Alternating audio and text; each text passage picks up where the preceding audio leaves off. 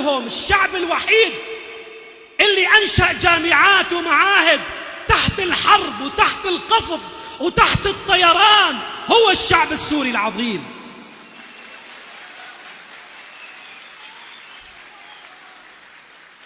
نحن ما انتظرنا لحتى تنتهي الحرب، نحن ما انتظرنا ليغادر الطيران. طلابنا هدول اللي شايفينهم وطالباتنا كانوا يخرجوا للجامعة وهن مش عارفين حيرجعوا أحياء إلا شهداء. كانت محاضراتهم هي اقتحام معركة وليست محاضرة. كانت دراستهم والطيران والمدافع والشهداء والأشلاء حولهم، هي ما هي دراسة، هي كانت خوض معركة. لذلك تابعنا، وبعد سنوات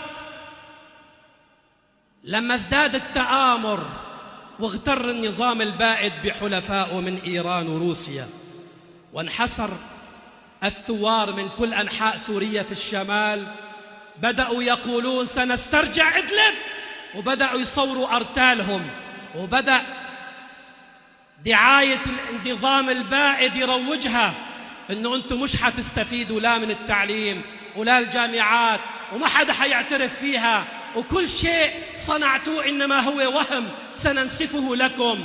هون كان لابد من قرار، وكان لابد من كلمة الفصل لأهل الحق، إنه يقولوا لهم كمان خسئتم ستأتيكم الخاتمة من حيث لا تتوقعون. أنتم آتون إلى إدلب، إدلب جاءت لكل أنحاء سوريا وحررتها.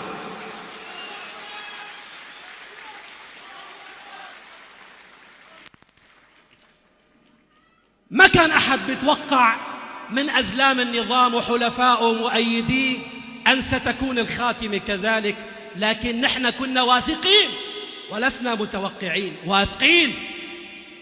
لما قلنا لهم هذا العلم رح يرتفع من إدلب ليوصل إلى ساحة الأمويين، ارتفع غصب عنهم، وارتفع بالأمم المتحدة، وارتفع في كل دول العالم، لأن نحن شعب عظيم، ثورة حق ما إلها إلا النصر.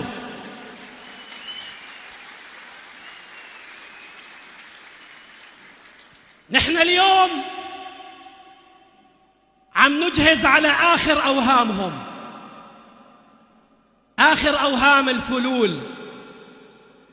عم نحيي الآن احتفال دفعة ردع العدوان، وقد انتصرنا.